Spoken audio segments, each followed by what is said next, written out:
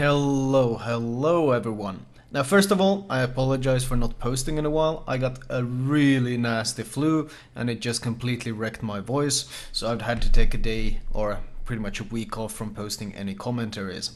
However, I figured I would return with one of my favorite perks in the game. That is, once again, I still get questions why I love this perk, and that is of course radio location, or I like to call it RPF since it used to be called radio positioning finder. I will use two very popular DDs to make examples. First of all, the gearing, and then the Shima.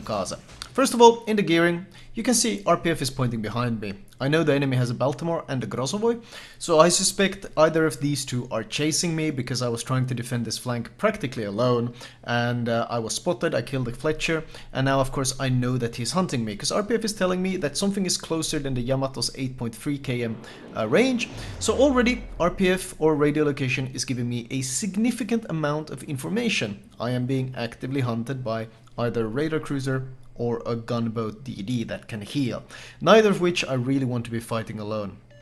So I'm pinging on the team. I say it's Grozovoi, it might be the Baltimore as well, but either one is of course the threat, and either one is something my Haruguma can deal with quite well. I have created enough distance between me now, and you can see RPF has actually switched to the left of the island, which means I finally feel safe enough to smoke up. I landed torpedoes, and of course the gearing is a hybrid, so if you land torps and you get a flood, then you want to smoke up and use your guns to start some fires. This guy has no damage con, so I know that a couple of fires will easily burn him down if I can get enough damage. And there is in fact the smoke going up in front of me, so it's probably the Grozovoi or possibly even the Shima. They do have one of those as well, that is trying to smoke up this Yamato to get him undetected. But I've already started a double fire, and I got significant amounts of damage, and more importantly, the DD that just laid that smoke, RPF is telling me that he continued sailing left. You saw how that notch, that arrow basically on my screen, how it notched to the left. That means the destroyer who laid the screen didn't stay in his smoke, but he kept pushing past it. So instead of torping into the smoke as I would normally, once again, radio location is giving me the information that the destroyer has kept pushing. And he's exactly in front of my torps, and he gets spotted by the Haruguma and jumped by him, and as he tries to actively dodge that, he ends up eating my torps, and I get a double strike. This is on the NA server. And the Baltimore that we suspected was flanking, he finally pops up around the corner, but I was far enough away that there was no chance of his radar reaching me, and there was no chance of him actually being able to disrupt any of my plays. And, oh, actually he stopped, which is a bit surprising. I switched to torps to get an idea of his speed. And with this I can easily finish off the Baltimore as well. So that was a pretty base, well, maybe not too basic, but that was an example of a play that was made entirely possible thanks to intelligent use of the radio location perk. It told me where the flank was coming from, it told me to create distance, it told me the distance from it, it told me what the destroyer that laid the smoke was doing. It gave me so much information. And learning to use this information is usually the challenge with using RPF. It is so, I call it one of the strongest perks in the game, and the only reason people tend to disagree is, in my opinion, because they don't really know how to use this perk. But this was of course gearing, which is a gunboat. Let's switch to the Shima, which is a purely torpedo focused destroyer. Now, in this Shima game, I spawn near C, so I go towards C. Usually if you spawn close to a cap, you want to head towards that cap. The matchmaking is not exactly friendly towards me. There's 5 destroyers, something you don't like in a Shima. They have a full 3-man Shima division, and they have Des Moines, Minotaur, Moskva, which none of those cruisers are really something I really want to deal with. At least they don't have a Worcester, so thank God for small mercies. But a full 3-man division. Now, what does my RPF tell me? Well, first of all, I'm being RPF'd myself. You see the located signal? That means that radio location is right now pointing towards me. Also, it shows that something is in front of me. I doubt it's the Moskva, because the Moskva is so far away. So this enemy DD, he's either sailing all the way around these islands, or he's actually right in front of me, trying to sneak into the cap. I enter the cap just to contest, because if the cap gets contested now, I know exactly where he is. He's right in front of me, thanks to radio location. But since the cap is still not being contested, I have the sneaking suspicion that maybe he's going around the island. Because those are the two only options. Radio location is narrowing it down. And my torps are about to get ready. Do I want to torp behind the island? I'm slowing it down. I don't want to sit here for too long. We're still waiting to see what these guys... Oh, and you see, cap got contested. Now it got narrowed down. Now I know exactly what this DD did. He entered from the right and he sailed into the cap fairly close to the island.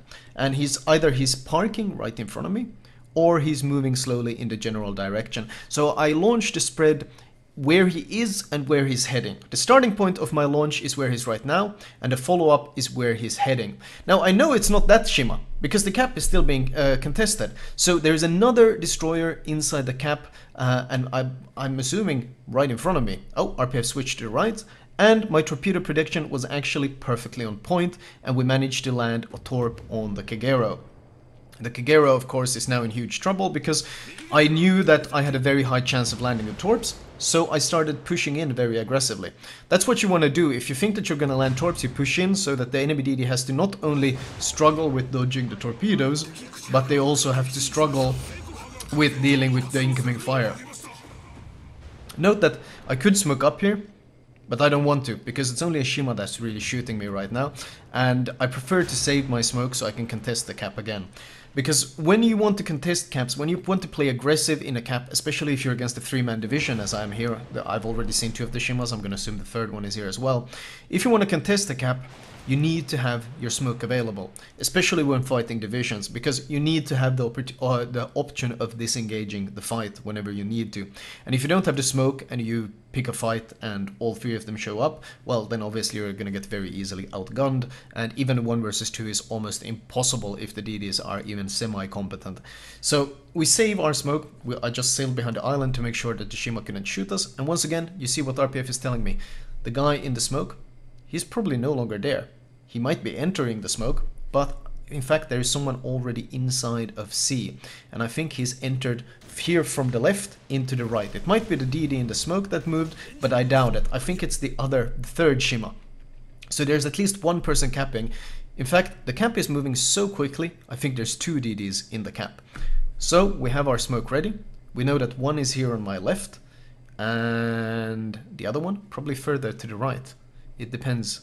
We're going to go and scout though, because I have 2 cruisers nearby, and by pushing in I actually find one of the destroyers. But I don't think this is the only one, and shooting him I only get half the reset. So once again, radio location gave me the information that there was a 2nd Shimakaze, and that's the 2nd Shimakaze, who was moving exactly as we predicted. And the 2nd Shimakaze has no idea of the incoming torp strike, and he gets caught off guard. And he gets killed off. Naturally, of course, I don't want to stay here. There's 2 Shimakazes. There's a Moskva that can push in a radar at any point. So this is an extremely volatile smoke. We're going to quickly disengage from the smoke and we're going to bail. The only reason I even used the smoke was to just quickly get undetected so I could once again disengage from the fight without extending it. Still though, we have information. Well, we already know where one of the Shimakazes is. The 2nd Shimakaze is kind of the question right now. Looks like this Shima is actually moving in the smoke. You saw the way his nose was pointed when he smoked up. So this Shima is actually moving to the right, and he's actually left the cap. He's ran off, entirely left the cap, and because our Zao is now contesting it. Oh, and you saw how RPF switched to the left. Hard switch to the left from RPF. So that means that Shima is more than 10 kilometers away. He's completely left the cap. That's very important information. This is something you want to keep track of and you want to keep note of at all times. We're gonna create a bit more distance. Oh, and you saw the way he re-entered the cap. The RPF switched back to the right. So that means that Shimakaze that we just saw sail away has now turned around and re-entered the cap. And he's re-entering the cap right where I was torping. So just paying attention. This is an example of constantly paying attention to the minimap, constantly paying attention to your opponents, constantly paying attention to what your radio location is telling you and how you should interpret this information. You can see RPF is right in front of me. I'm assuming he's going to tick to the left soon because he's sailing towards our left. There it goes. You saw he entered from the right and he's moving to the left, and he's sailing right in front of my predictive torpedo spread. And that's the 2nd Shimakaze and the 3rd destroyer that we have torped in our Shimakaze. So note though that the cap is still being contested. So that means that both Shimas enter the cap once more. Ideally, I want to actually go in. I don't want to sail in front of this lion right now because I'm expecting him to be torped. He's the only battleship here. There's multiple Shimakazes. I'm expecting tons of torps to come his way. Note that also I'm going to now use his radio location against him.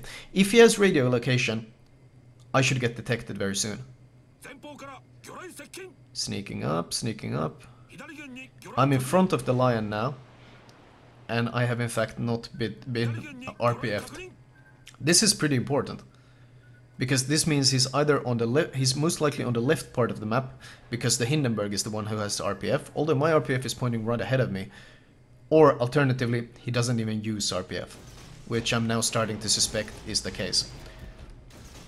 If this guy tries to push towards the Hindenburg, or tries to push closer to torp the lion, those predictive torps will hit him. If not, and he moves towards B, then I'm gonna sail down towards B and see if I can intercept him. Radio location actually ticks to the... Oh, it ticks to the left. Is he gonna go for the wide spreads?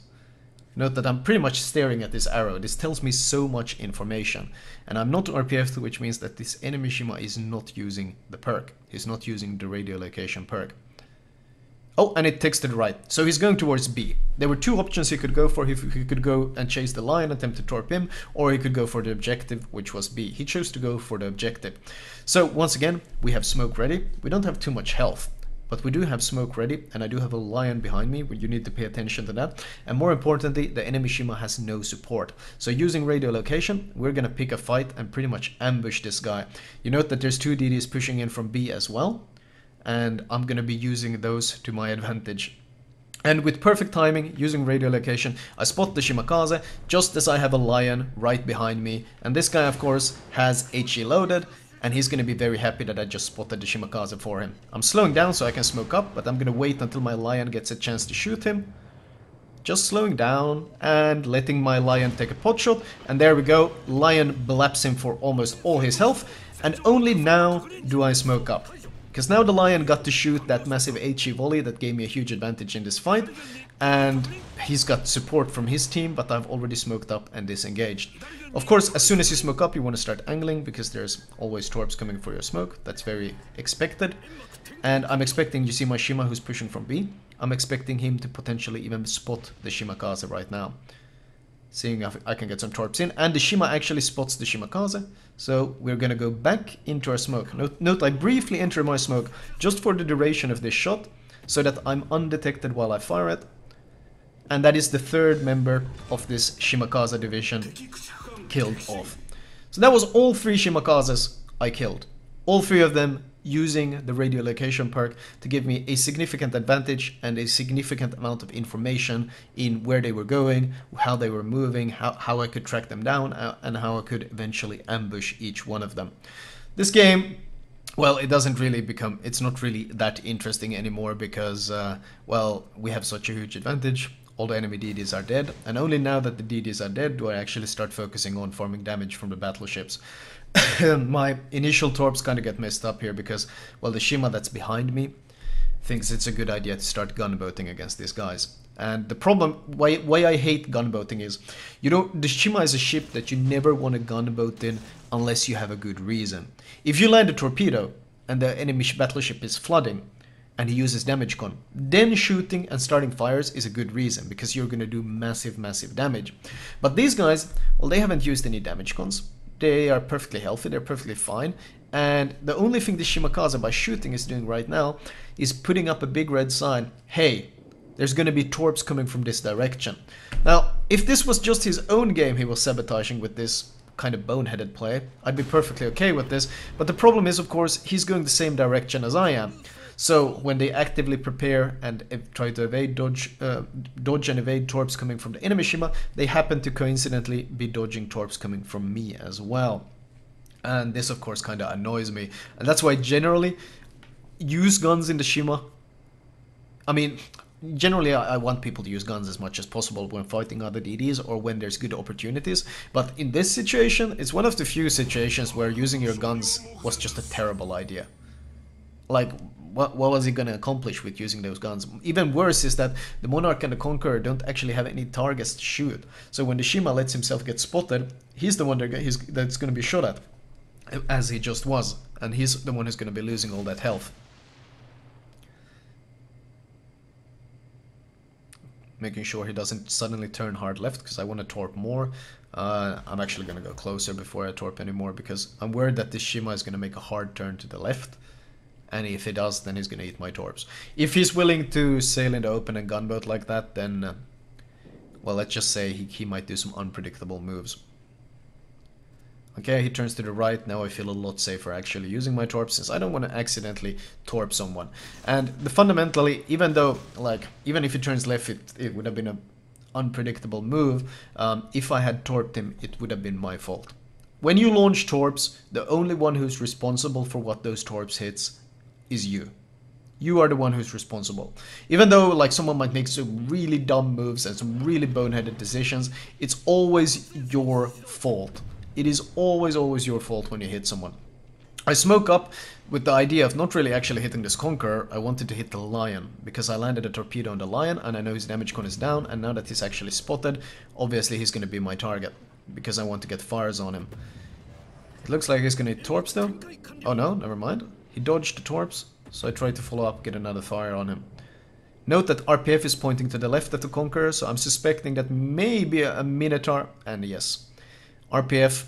I thought the RPF was a bit too far to the left of the Conqueror, so I was very worried that the Minotaur might try to sneak up on me with Hydro, and that's exactly what he was doing.